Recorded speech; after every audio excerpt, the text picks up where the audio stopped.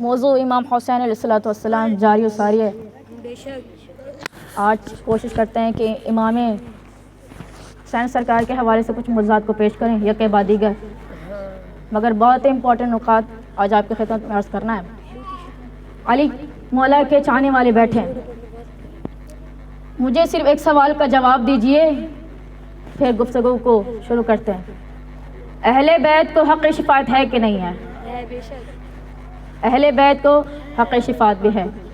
قرآن کی آیت بھی دلیل دیتی ہے اور گواہی دیتی ہے کہ روز محشر ان کی شفاعت کو قبول کیا جائے گا کہ جن کو اللہ حکم دے اور وہ شفاعت کرے.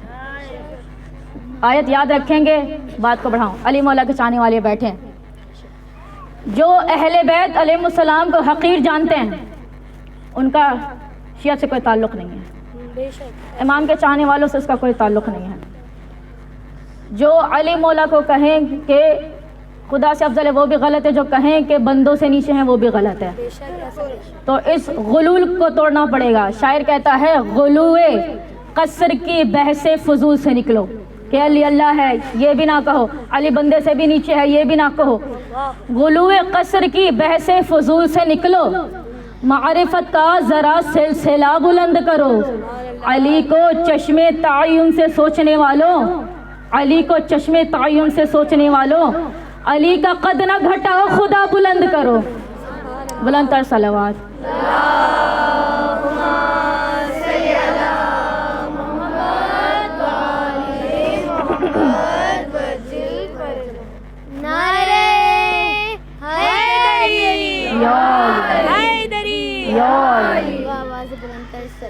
اللہم صلی علی محمد وآل محمد. لا حول ولا قوة الا باللہ العلی العظیم. اعوذ باللہ السمیع العلیم من الشیطان اللعین الرجیم. بسم اللہ الرحمن الرحیم.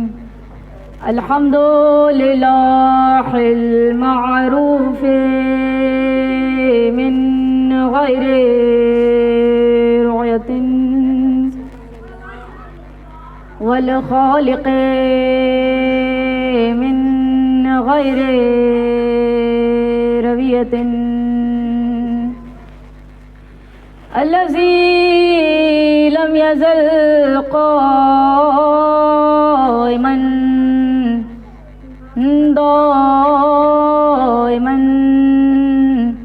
إلا سماء ذات أبراج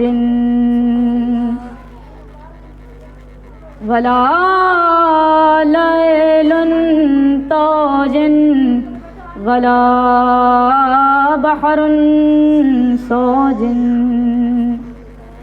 ولا عرض ذات محاد ولا خلق ذو اعتماد.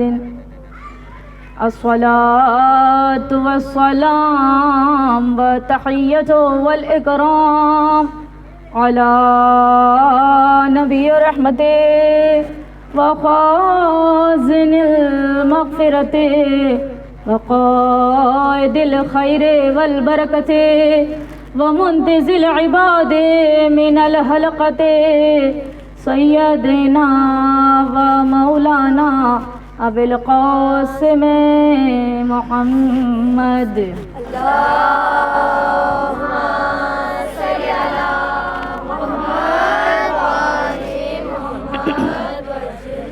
وأهل بيت الطيبين الطاهرين المعصومين المظلومين المنتخبين المنتجبين الذين أذهب الله عنهم الرجس وطهرهم تطهيرا.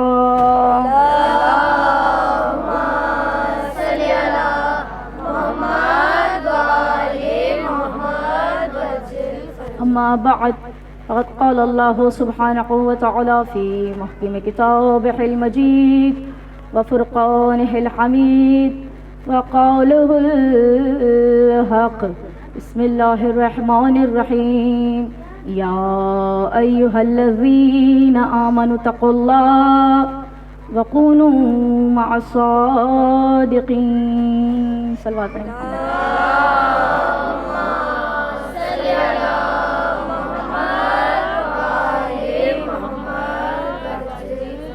لامحدود حمد و ثنا اس پروردگار عالم کے ذات بابت کر کے لیے جو لائق عبادت ہے، جو خالق کائنات ہے، جو مالک کل حی القیوم ہے، جو حی ہے، جو قیوم ہے، جو قائم رہنے والی ذات ہے کہ جس کو کبھی موت بھی نہیں آ سکتی نہ کبھی اونگ آ سکتی ہے.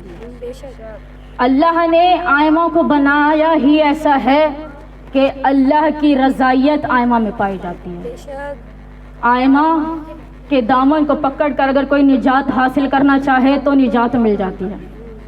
ایسے تو نہیں کہہ دیا گیا، ایسے تو اللہ سبحانہ و تعالیٰ نے حسین کے نام کو عرش معلیٰ پر سجا دیا کہ لکھ دیا کہ ان الحسین المصباح الہدی و سفینۃ النجات. کوئی بات ہے حسین میں، کوئی بات ہے آئمہ میں، کوئی بات ہے علی میں، کوئی بات ہے حسن مولا میں، کوئی بات ہے حسین مظلوم کربلا میں. کل کا سوال آپ کے ذہنوں کو ہدیہ کرو اور اس کی وضاحت کرو. ٹھیک ہے، کسی کی مجلس سے مجھے کوئی تبصرہ نہیں کرنا، نہ ہی کسی کے حوالے سے مجھے کچھ کہنا ہے.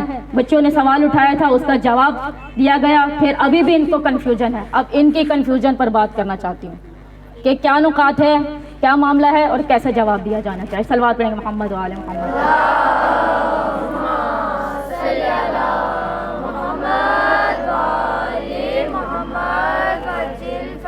بہت اہم نکات اور بہت سی ایسی روایات آپ کی خدمت میں عرض کروں کہ روایت بھی ایسی کہ جن سے آپ واقف ہے. کوئی نئی بات تو کروں گی نہیں. قرآن کا بھی حوالہ دیں گے، روایتوں کا بھی آپ سے ذکر کریں گے. روایت اہل بیت کی روایت، اہل بیت کو چھوڑ کر تو ہم کسی کو مانتے ہی نہیں ہیں. تو ہمارے نزدیک اہل بیت معتبر ہیں. ہم فیہا خالدون، ہمیشہ ہمیشہ کے لیے جہنم میں پڑے رہیں گے. مجھ سے میں سوالات بھی دیتی جاؤں، جوابات بھی دیتی جاؤں، بہت توجہ سے سنیں گے. ہم فیہا خالدون، اللہ سبحانہ و تعالی ہمیشہ ہمیشہ کے لیے جہنم میں رکھا رہے گا. قرآن کی سچی کتاب ہے، قرآن کی سچی آیت ہے. ہم فیہا خالدون کہہ رہی ہے کہ ہمیشہ ہمیشہ کے لیے جہنم میں پڑے رہیں گے. کوئی بخشش کا سامان نہیں ہے، کیونکہ جو کر کے آئے ہو اب اس کا صلہ بھگتنا پڑے گا. ایسا ہی ہے. اور اگر اس کی تفصیل بھی بیان کی جائے کہ ہم فیہا خالدون، یہ آیت اس ذیل میں نازل ہوئی کہ اس سے پہلے یعنی مراد ہیں صرف علی کے شیعہ. صرف علی کے شیعہ تو جنت میں جائیں گے، باقی کل کی کل کائنات جہنم میں چلی جائے گی. تو کیا مفہوم سامنے آ رہا ہے؟ چلے میں اور آسان کر دیتی ہوں. شیعہ جنت میں چلے گئے، باقی آپ سب ہم سب گناہگار ہم جہنم میں چلے گئے. ایسا ہی ہے. اب پھر وہ روایت کہاں جائے گی کہ جب قائم آل محمد تشریف لائیں گے تو سب سے پہلے شیعوں کی گردنوں کو اڑائیں گے. تو یعنی کہ پھر ان جہنم میں جانے والوں کی فہرست میں شیعہ بھی شامل ہوں گے. اب شیعہ بھی اس جہنم کی فہرست میں شامل ہے، ہم بھی شامل ہے، سب شامل ہے. اللہ نے جنت کو کیوں بنایا ہے پھر؟ جب جانا ہی سب نے جہنم میں ہے اور ہمیشہ ہمیشہ کے لیے وہیں پہ رکھا بھی جائے گا اور کوئی چارہ کار بھی نہیں ہے، کوئی ایسا انتظام بھی نہیں ہے، کوئی ایسا معاملہ بھی نہیں ہے، تو یا تو جنت کو چھوٹی بنانی چاہیے تھی جس میں چند لوگ جا سکے یا ائمہ جا سکے، یا اتنی بڑی جنت بنانے کا کیا مفہوم ہے؟ اب بہت سے سوالات نکلتے چلے جائیں گے. پھر وہ روایت کہا جائے گی کہ شیعہ صرف جنت میں جائیں گے کیونکہ شیعوں کی صرف شفاعت ہو جائے گی، باقی سب تو جہنم میں جائیں گے اور ہمیشہ ہمیشہ کے لیے رکھے جائیں گے. پھر ان کا کوئی چارہ کار نہیں، وہاں سے کبھی وہ نکالے نہیں جائیں گے. پھر اس فہرست میں شیعہ بھی شامل ہوں گے، پھر وہ جہنم میں ہوں گے، پھر ان کا کوئی چارہ کار نہیں ہے. بات سے بات نکل جائے گی. پھر مزید اس بات کو آگے بڑھاتے ہیں کہ اگر خدا کی نسبت یہ گمان کیا جائے کہ اس نے گناہ کی سزا پہلے سے ہی منتخب کر لی ہے، قرآن میں کہہ دیا ہے کہ ہمیشہ ہمیشہ کے لیے جہنم میں رہو گے، تو ہم پھر اس کو کیسا عادل مانیں کہ اس نے روز محشر کا کوئی قانون ہم کو دیا ہی نہیں ہے. اس نے نہ ہماری کتاب کھولی، نہ ہم کو بلایا، نہ ہمیں کوئی سرٹیفکیٹ دیا، نہ ہم سے کچھ پوچھا، نہ ہم سے کوئی معاملات کیے، صرف کہا گیا جہنم میں چلے جاؤ. تو خدا کی نسبت ایسا گمان نہیں کیا جا سکتا. روزے محشر بپا ہی کیوں کیا جائے گا؟ اہل بیت کی شان کو عیاں کرنے کے لیے۔ نعرہ رسالت، نعرہ حیدری، اہل بیت کے دشمنوں پہ لعنت، محمد و آل محمد صلوات۔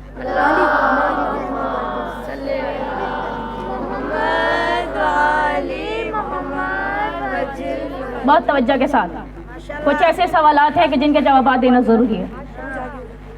شیعہ جہنم میں ہے، اب بہت سی پوری دنیا پوری خلقت جہنم میں ہے۔ اب پھر کیا کیا جائے جب اللہ نے روزے محشر کا کچھ اہتمام ہی نہیں رکھا؟ فیصلہ خدا کے نزدیک یہ ہے کہ ہر گناہ گار ہمیشہ ہمیشہ کے لیے جہنم میں جائے گا، چند لوگ جنت میں جائیں گے۔ یعنی فلسفہ قیامت سمجھ میں نہیں آ رہا، یہ محشر کا منظر سمجھ میں نہیں آ رہا، یہ شفاعت جو اہل بیت کو دی ہے یہ سمجھ میں نہیں آ رہی۔ اگر اہل بیت صرف شیعوں کی شفاعت کریں گے تو آپ کا اس دہلیز میں بیٹھنا پھر کیا معنی رکھتا ہے؟ حسین مولا کے لیے آپ کیا کچھ نہیں کرتی، سارا سال پیسے جمع کیے جاتے ہیں، اہتمام کیا جاتا ہے، جوش و خروش کے ساتھ، عقیدت کے ساتھ، محبت کے ساتھ فرش بچھایا جاتا ہے، ذاکرین علماء کرام کو بلایا جاتا ہے اور بڑے خلوص کے ساتھ اہتمام کیا جاتا ہے، مولا کی مادر گرامی کا استقبال کیا جاتا ہے، ان کے لیے پرسہ پیش کیا جاتا ہے۔ جب یہ فرش آپ کو بخشوا نہیں سکتا، جب حسین کی ماں آپ کو بخشوا نہیں سکتی ہمیشہ ہمیشہ کے لیے، کیونکہ ہم گناہ گار ہیں اور ہماری زندگیوں میں ایسے گناہ ہیں کہ جو معافی کے قابل نہیں ہیں، قرآن کی آیت کو اگر دیکھا جائے تو ہمیشہ ہمیشہ کے لیے جہنم میں رہیں گے۔ اگر چارہ کا تو اس مجلس میں آنا تو پھر ضائع ہو گیا۔ کل آپ جائیں گے چیلوں کے لیے، چلتے جائیں گے مولا کی محبت اور عقیدت میں، تو کیوں چل کے جائیں گے جب آقا آپ کی شفاعت ہی نہیں کریں گے؟ جب قرآن نے آپ کو ایک قانون دے دیا تو جائیں گے نا، پھر بھی چلیں گے نا مولا کی عقیدت میں کل کے لیے۔ اپنی آل اولاد کو مولا کے لیے قربان کر دیا جاتا ہے، اپنے بچوں کو تیار کر کے مائیں بھیجتی ہیں جلوسوں میں، بیٹا سب سے آگے چلنا، کیوں اگر شہادت کا رتبہ مل جائے تو کیا ہی کہنے ہیں۔ روزے محشر اللہ ایک عام شہید کی شفاعت کو تو قبول کر لے، اہل بیت کی شفاعت کو تو قبول ہی نہیں کرے گا۔ اب ایک عام شیعہ جو راہ خدا میں مارا گیا تھا، اس کو تو اللہ روزے محشر یہ اجر دے کہ تم 70 لوگوں کی شفاعت کر سکتے ہو۔ آج کہیں مجلس پڑھنے گئی تو مجھے معلوم ہوا لوگ بھی موجود ہیں جن کے یہاں مجلس تھی، تو ان کا بھی ایک جوان بھائی شہید کر دیا گیا۔ تو شہیدوں کا مقام اور مرتبہ یہ ہے کہ اللہ ان کی شفاعت کو ان کے اہل و عیال کے لیے قبول کرے گا، مگر اہل بیت کی شفاعت نہیں ہے، صرف شیعوں کو ہے، عزاداروں کو نہیں ہے۔ سمجھ میں نہیں آتی بات؟ عزاداروں کو نہیں ہے۔ اس سے مزید آگے چلیے کہ شیعہ تو جنت میں ہیں، اب شفاعت ملی کس کی؟ شہید کی شفاعت تو قبول ہے، جو سید الشہداء ہو، پھر جو امام حسین ہو، پھر جو زہرا کا لال ہو، جو علی کا چین ہو، جو نبی کا نواسہ ہو، اس کی شفاعت اللہ نہیں سن رہا، مگر شہید کے لیے اللہ اس کے اہل و عیال کو بخشوا کے جہنم سے جنت میں بھیج دیتا ہے۔ تو یہ فلسفہ سمجھ میں نہیں آتا۔ پھر آ جائیے، اللہ نے قرآن میں قانون دے دیا کہ ہمیشہ ہمیشہ کے لیے جہنم میں پڑے رہیں گے اور کوئی چارہ کار بھی نہیں ہے، تو پھر کیا کیجئے گا؟ جو آپ نے اتنا اہل بیت سے پیار کیا، آپ نے مودت کے درجے کو پہنچ گئے، آپ نے بہت کچھ کیا، آپ نے اپنے مال و اسباب کو قربان کیا، اپنی اولادوں تک کے جان نثار کرنے کے لیے آپ اور ہم تیار رہتے ہیں۔ جب اس کا نتیجہ یہ نکلتا ہے کہ روزے محشر میں شفاعت صرف شیعوں کی ہوگی تو پھر بات سمجھ میں نہیں آتی۔ میرے محترم، بات پتہ ہے کیا ہے؟ بات یہ ہے کہ ہر چیز کا قرآن کی ہر ایک آیت نا دوسری آیت کا خلاصہ کرتی ہے۔ قرآن کی ہر آیت دوسری آیت کا خلاصہ کرتی ہے۔ قرآن کا ایک ظاہر بھی ہے، قرآن کا ایک باطن بھی ہے۔ وہ باطن سوائے اہل بیت اور معصوم کے کوئی سمجھا نہیں سکتا، سوائے معصومین اور اہل بیت کے کوئی بتا نہیں سکتا۔ اب کہا جائے کہ اللہ ہمیشہ ہمیشہ جہنم، بات سے بات میں نے کہا بہت سے نقاط ہیں، آج سارا معاملہ کلیئر کر کے جاؤں گی، بہت سے نقاط ہیں۔ اللہ کو رحمان اور رحیم کہا جاتا ہے۔ جب اس نے اپنی کتاب میں سخت ترین الفاظ میں لکھ دیا کہ ہمیشہ ہمیشہ کے لیے اللہ جہنم میں ہی رکھے گا، کوئی شفاعت بھی نہیں ہے، کوئی معاملہ نہیں ہے، تو پھر اس کو رحمان کیسے کہا جائے, تو پھر رحیم کیسے کہا جائے؟ وہ جو 70 ماؤں سے زیادہ پیار کرتا ہے, وہ رب تو خود کہتا ہے کہ میری رحمت میرے غضب پر غالب ہے. اے میرے بندے, کتنے ہی گناہ کرنا چاہتے ہو, کتنی ڈھیل دینا چاہتے ہو, کرو گناہ. کتنے کر سکتے ہو؟ سمندر کی جھاگ کے مانند گناہ کر سکتے ہو, کرو. پہاڑوں اور صحراؤں کی ریت کے برابر گناہ کر سکتے ہو تو کرو. زمین و آسمان کے فاصلے جتنے ہیں اتنے گناہ کرنا چاہتے ہو, کرو. تمہارا رب تو پھر اتنا مہربان ہے کہ جب تم اس کے پاس پلٹائے جاؤ گے نا, صرف ایک آنسو بہا لو, تیرا رب تجھ سے راضی ہو جائے گا. وہ تو ایسا رحمان و رحیم ہے نا. میں کہتی ہوں چلو اس بات کو بھی نہ مانیے, دعائے کمیل میں کیوں مولا بیان کر رہے تھے, کیوں سکھلا رہے تھے ایسی دعائیں کہ رب کو منانے کے لیے کہا جائے اے اپنے بندوں سے جلد راضی ہو جانے والے, یا سری الرضا, یا سری الرضا, یا سری الرضا. پکارتے رہو اے اپنے بندوں سے جلد راضی ہو جانے والے. اس سے بڑھ کر بات کروں کہ آپ اور جب ہم دعائے کمیل کو پڑھتے ہیں تو مولا نے ہمیں یہ جملہ سکھایا کہ اللہ سے کیسے لاڈ کرنا ہے, اس سے کیسے مانگنا ہے. امیر المؤمنین نے سکھلایا کہ ایسے مانگو, اے پروردگار, زیادہ نہیں صرف ایک خلاصہ, اے پروردگار جب تو اپنے گناہگار بندے کو جہنم میں پھینک دے گا, جب جہنم کی آگ کی لپٹوں میں میں جل رہا ہوں گا, اے پروردگار تو میری کمزوری سے واقف ہے, تو جانتا ہے کہ دنیا کی آزمائشیں اٹھانے کے قابل میں نہیں ہوں, تو اس وقت سخت ترین زحمت کو, تیرے غیظ و غضب کی آگ کو میں کیوں کر برداشت کر سکوں گا.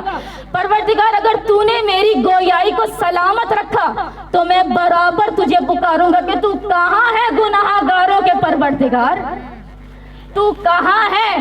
اے سننے والی ذات, تیری رحمت تیرے غضب پر تو غالب ہے, میری گویائی سلامت ہے, میں تجھے پکار رہا ہوں, پکارنے کی حد نہیں ہے. اے پروردگار اس سے بڑھ کر تو اس مقام کا خود شاہد ہوگا کہ تو مجھے اس مقام پر دیکھ رہا ہوگا, میری حالت سے واقف ہوگا, میری کمزوری سے واقف ہوگا.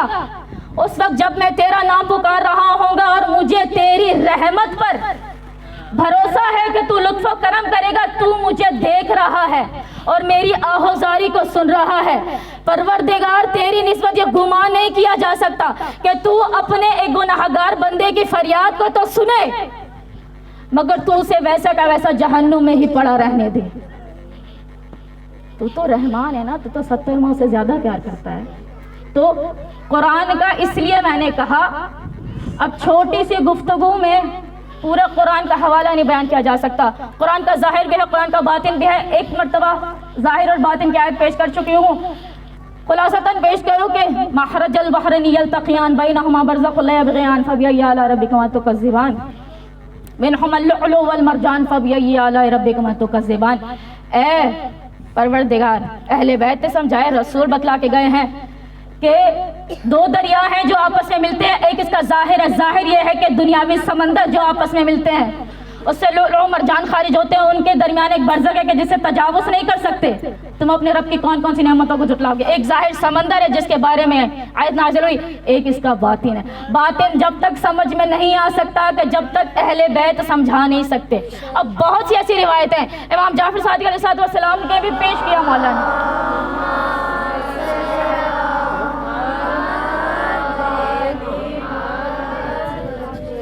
امام نے بھی کافی مرتبہ کہا خود کو شیعہ نہ کہو, خود کو ہمارا چاہنے والا کہا کرو.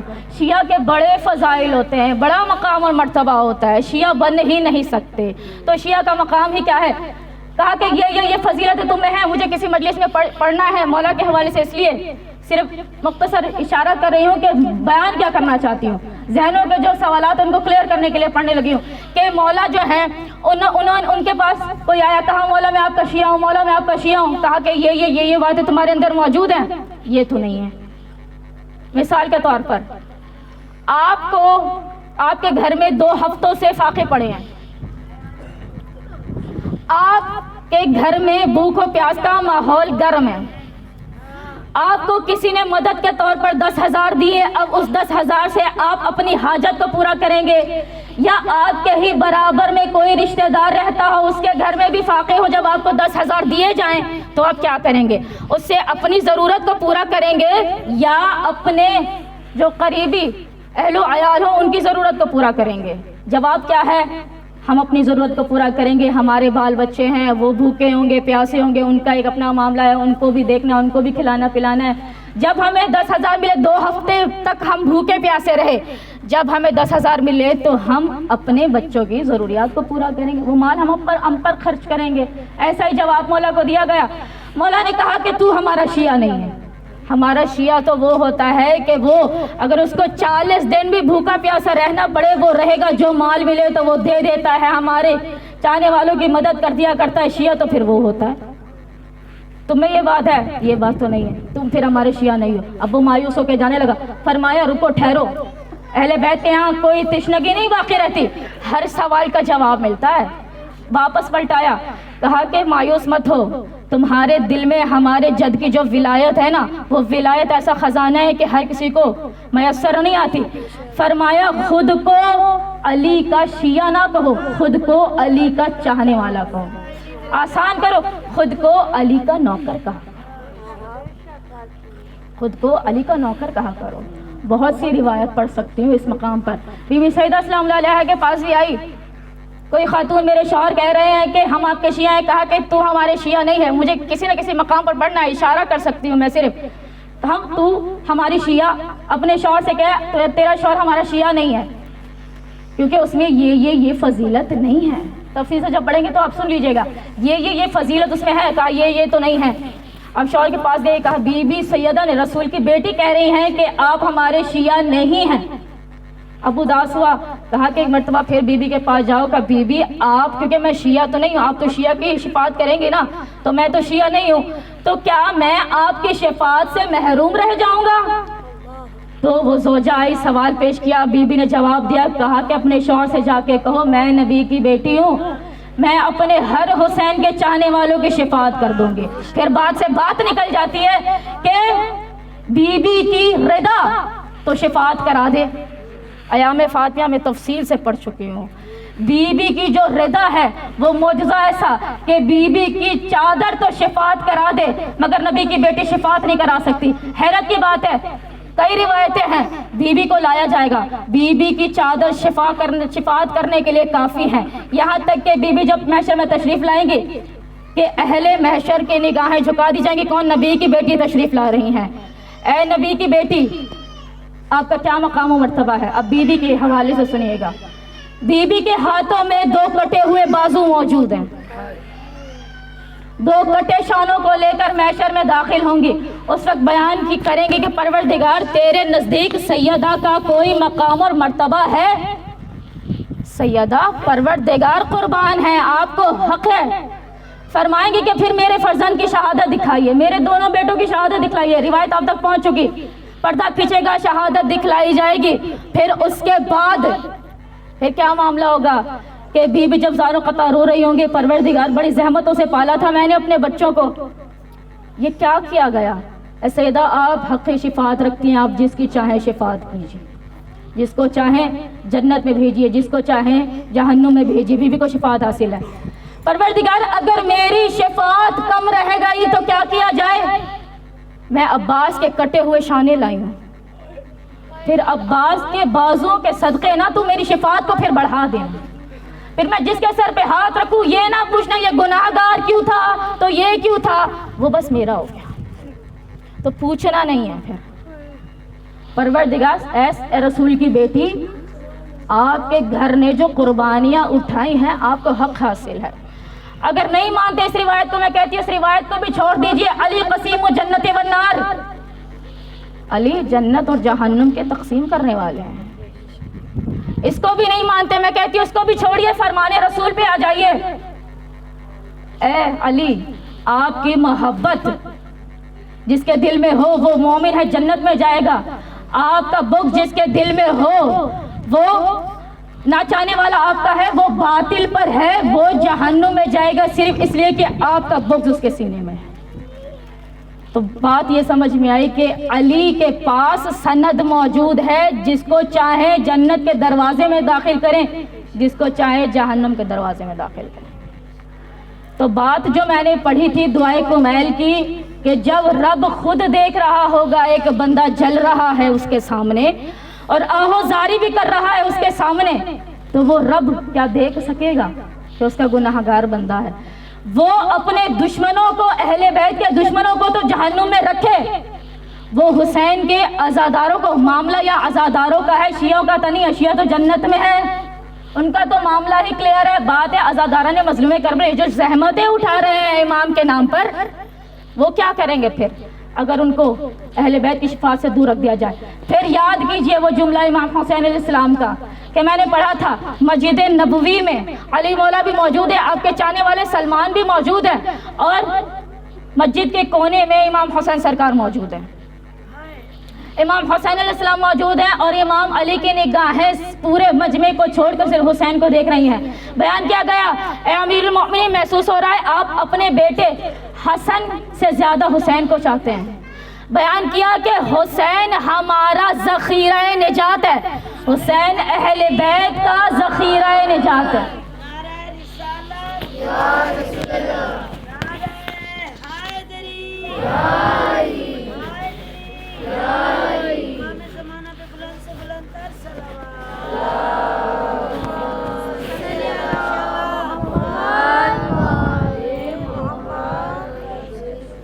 حسین اہل بیت کا ذخیرہ نجات ہے۔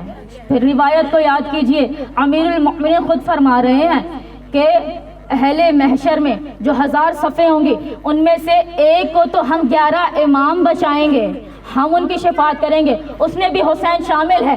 باقی کے باقی جو 999 قبائل ہوں گے صرف تنہا حسین بچائیں گے۔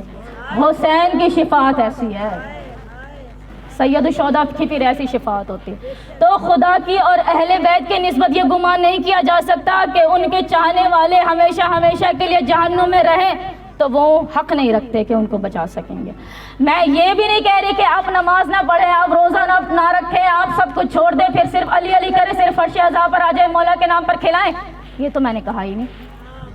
اس کا تو جواب دینا پڑے گا، اس کا تو معاملہ ہے۔ جیسے ہی قبر میں گئے، ہاں بھائی کتنی نمازیں پڑھی ہیں، سلسلہ ہو گیا شروع۔ کچھ چیزیں ایسی ہوتی ہیں قرآن میں جس کی تقریریں ایسی ہیں کہ جن پہ 2-3 سال بھی قرآن پر بحث کی جائے تو حق نہیں ادا ہو سکتا، کیونکہ قرآن اپنے اندر علم کا بحر بے قرار رکھتا ہے، فضیلت کے ایسے ایسے باب رکھتا ہے، ایسے ایسے علم رکھتا ہے کہ اگر اہل بیت سے نہ جڑیں تو گمراہی ہو جاتی ہے۔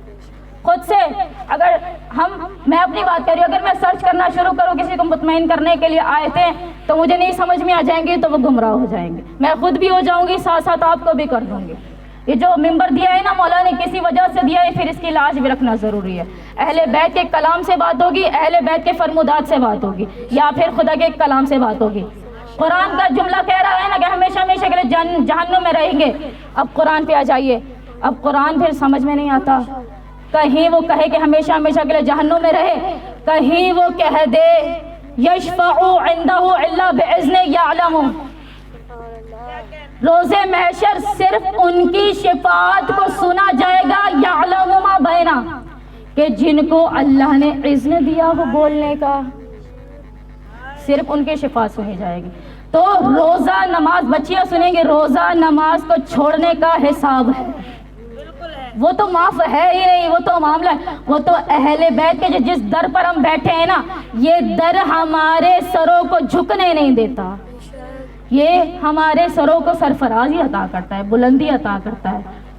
اب قرآن پر بات کروں، بس میں جا رہی ہوں امام حسین علیہ السلام کے موضوع پر جو مجھے پڑھنا تھا، آخری بات کروں کہ اب قرآن پر اگر بات کی جائے کہ قرآن جوں کا توں ہے، جیسا ہے ویسا مانو تو مان لیا، پھر بہت سے معاملات ہیں پھر گڑبڑ ہو جاتی ہے۔ پھر امیر المؤمنین کی روایتوں کو نکالا جائے، کتابوں سے بی بی سیدہ کے شفاعت کو نکالا جائے، پھر نکالا جائے کہ آپ ہمارے شیعہ خود کو نہ کہیے، آپ محب کہیے، روایتوں کو نکالا جائے، پھر ہمیشہ ہمیشہ کے لیے جہنم میں رکھا جائے، تو بات سمجھ میں آ رہی ہے، سمجھ میں آ رہی ہے بات؟ کہاں سے؟ تو قرآن کا ایک ظاہر ہے ایک باطن ہے. ظاہر میں نے عرض کیا کہ سمندر ہے. باطن کیا ہے؟ باطن ہے کہ دو علم و حکمت کے سمندر ہیں جو ملتے ہیں. علم و حکمت کے سمندر ہے اور علی و فاطمہ ہے, ان کے درمیان ایک برزخ ہے. وہ رسول خدا فرماتے ہیں انا برزخن, میں خود ان کے درمیان برزخ ہوں. اور لؤلؤ مرجان جیسے پیارے پیارے موتی اللہ نے دیے جو حسن و حسین کہتے ہیں. اگر نبی نہ سمجھاتے, اگر معاملہ جوں کا تو ہوتا تو ہمارے ذہنوں میں آتا تو وہ صرف سمندر آتا. اگر آقا دو جہاں نے بیان کیا تو سمجھ میں آیا کہ باطن اس کا یہ تھا. سوال انشاءاللہ کلیئر ہو گیا ہے. صلوات پڑھیں گے محمد و آل محمد.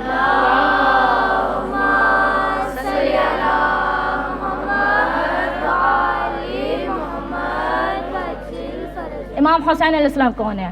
ان الحسین مصباح الہدی و سفینۃ النجات ہے حسین. حسین کے شفاعت کیونکہ ہمارا موضوع تھا اس لیے ان جوابات کو پیش کیا. یہ جو اتنے عرصوں سے معرفت امام حسین علیہ السلام حاصل کر رہے ہیں, اب بیچ میں الجھا دیا جائے یا الجھ جائیں ہم خود, تو پھر جو اتنی محنت کی تھی آپ کو تیار کرنے میں, حسین کو سمجھانے میں, وہ تو سب گیا. تو اس لیے کلیئر کرنا پڑا کہ بات یہ ہے تاکہ موضوع سے ربط ہو جائے. حسین مولا کی عطا بیان کی گئی, سخاوت بیان کر دی, میں نے سب کچھ بیان کر. امام کے معجزات آج بیان کر دی.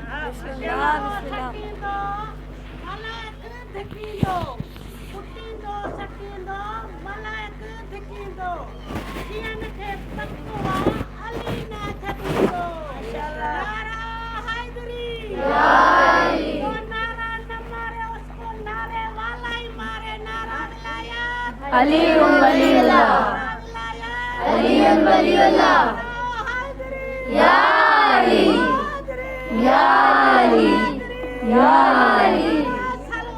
اللہم صلی علی محمد و آل محمد. یہ فرش پر بیٹھنا ہمارے لیے ذخیرہ نجات ہے. ٹھیک ہے, پھر دوہرا دو جملے, خود سے قیاس نہیں کیجیے گا. نہ کسی کے لیے کہا گیا, نہ کسی کے لیے بولا. سوال تھا, جواب دیا. صرف جو میری ڈیوٹی تھی, جو بی بی نے مجھے جس کے لیے چنا تھا, بس وہ ادا کرنے کی حقیقت سے کوشش کی تھی میں نے. پروردگار تمام ذاکرین کو ان کے علم و وسعت میں اضافہ فرمائے.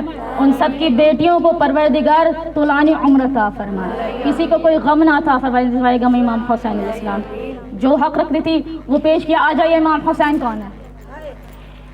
یہ فرش عزا جو ہے یہ ہمارے روح کی غذا ہے. ہمارا سکون ہے اس فرش عزا کے دم سے. ہماری تو چاہا ہے, ہماری تو چاہا ہے کہ یہ فرش عزا جب ایک مرتبہ بچھے تو پھر محشر کے لیے اٹھایا نہ جائے. جب دل چاہے ملائکہ ہمارے گھروں پر آ جائیں. جب ہمارا دل چاہے بی بی کو دعوت دے. بی بی فرش تو پہلے سے ہی بچھا ہوا ہے, بس آپ کے قدموں کے آنے کی دیر ہے. آپ آئیے, سرفراز فرمائیے, ہمارے لیے باعث عزت ہو جائے, ہمارے لیے باعث فخر ہو جائے وہ لمحہ, ایسا کہ ہم اپنی آنکھوں میں محفوظ کر سکے. کبھی آپ کی زیارت ہو جائے. ہمارے لیے بی بی تو یہ مقام بھی بہت بلند ہے کہ جس فرش پر آپ تشریف فرما ہے ہم آپ کے برابر میں بیٹھنے کا شرف حاصل کر سکیں. تو ہمارے لیے باعث فخر کی بات ہے. کسی کو یہ اعزاز حاصل نہیں ہے. جنت کے ملکہ جنت کو چھوڑ کر فرش پر آ کر بیٹھتی ہے. اس فرش کا مقام ہی کچھ اور. پھر یہ جو ہم آ کے گریہ کریں, یہ گریہ بھی ضائع نہیں ہے. اس کا بھی اپنا ایک حساب ہے, اس کا بھی اپنا ایک معاملات ہے. یہ سب کچھ, یہ ایک ایک گھنٹہ, ایک ایک لمحہ یا علی کہنا, نعرے بلند کرنا, یہ اہل بیت کے یہاں کاؤنٹ کیا جا رہا ہے. پھر اس کو دیکھتے ہوئے اہل بیت کے یہاں نجات دی جائے گی. واقعہ پیش کروں, معجزہ پیش کرنے لگی ہوں. کئی معجزات پیش کروں گی اگر وقت ہوا تو, بے شک. اب عرض کروں آپ کی خدمت میں کہ یہ فرش عزا ہمارے روح کی غذا ہے. اب اسی روح کی غذا کا واقعہ سنیں گے کیونکہ موضوع امام حسین علیہ السلام ہے. ہو سکتا ہے عین ممکن ہے کہ آپ نے سنے ہو, مگر 1400 صدیوں سے یہی روایت اور یہی تاریخ بیان کی جاتی ہے. کیوں؟ ہماری جو آنے والی نسلیں ہیں نا, ان کو پروان چڑھانے کے لیے, ان کو تیار کرنے کے لیے. تو مزید یہ بیان کروں کہ فرش عزا ایک مومن کے گھر میں بچھایا جاتا تھا. ایران کا رہنے والا تھا, ایران کا رہنے والا تھا. 10 دن ہمیشہ مولا کا عشرہ کیا کرتا تھا. ایک وقت یہ ہوا کہ نہ گھر میں کوئی ساز و سامان باقی رہا نہ کچھ رہا، فاقے انتہا گزر گئے۔ زوجہ سے خواہش ظاہر کی محرم قریب ہے، مال و اسباب تو ہے نہیں مگر اہتمام کرتے ہیں۔ کہا کہ کسی کے پاس جائے کوئی قرض وغیرہ کچھ نہ ملا، دل مغموم ہوا، ایک مرتبہ گھر پلٹا، دیکھا گیا کہ چاند نمودار ہو گیا، قرضہ نہیں ملا۔ اب مولا کا فرش بچھایا کرتا تھا، یہ پہلا سال تھا کہ فاقے ایسے گزرے، اب مال و اسباب تو ہے نہیں، کیا کیا جائے؟ کہا کہ اپنی زوجہ سے کہ اگر تمہارا کوئی سونا کوئی قیمتی جواہر موجود ہو تو مجھے دو، میں بازار میں بیچ کر کچھ پیسے لے آؤں۔ تو زوجہ نے کہا کہ میرے پاس نہ کچھ مال ہے نہ کچھ اسباب ہے نہ کوئی گولڈ ہے، کچھ بھی نہیں ہے۔ تو کہا کہ ہم نے ہر سال حسین کی فرش عزا بچھائی ہے، تو ایسا کبھی بھی نہیں ہوا کہ ہمارے گھر میں 10 دن کا عشرہ نہ ہو۔ میرے پاس ایک وجہ ہے، اگر ہم اس کو پورا کریں نا تو ہمارے گھر پہ فرش بچھ سکتا ہے۔ حسین کیسے کریم ہے وہ سنیے، ہمارے گھر فرش عزا بچھ سکتا ہے۔ جب ماں نے پوچھا، باپ نے کہا کہ ہم ایسا کرتے ہیں، ہمارے پاس حسین کے صدقے سے اللہ نے ایک بیٹا دیا ہے، مال و اسباب تو ہے نہیں، بیٹے کو اگر تمہاری اجازت ہو تو غلاموں کے بازار میں بیٹے کو بیچ دوں، اور اس سے جو پیسہ ملے، کہنا آسان ہے سننا آسان ہے، ماں باپ بیٹھے ان کا لگتے جگر بیچا جائے، پتہ بھی نہیں ہے مالک کیسا ہو، ظالم ہو عادل ہو، ظلم تو نہیں کرے گا، مارے پیٹے گا تو نہیں، غلط کاموں میں تو نہیں استعمال، غلط جگہوں پہ تو نہیں لے جائے گا، بہت ساری ایسی باتیں ہوتی ہیں۔ مگر حسین کے عاشق ایسے تھے کہ اپنے بیٹے کا سر منوایا اور بردہ فروشوں کے بازار میں لے جایا گیا اور کھڑے رہے، باپ بیٹے کو لیے کھڑے رہے اور بیٹے سے پوچھا، اے بیٹا کیا تو راضی ہے، کیا تو راضی نہیں ہے یا تو راضی ہے، یہ بتلا دے۔ بابا جان علی اکبر کا نام لیجئے اور مجھے بیچ دیجئے، میں علی اکبر پر قربان ہو جاؤں، اس کے بڑی بات اور کیا ہو سکتی ہے؟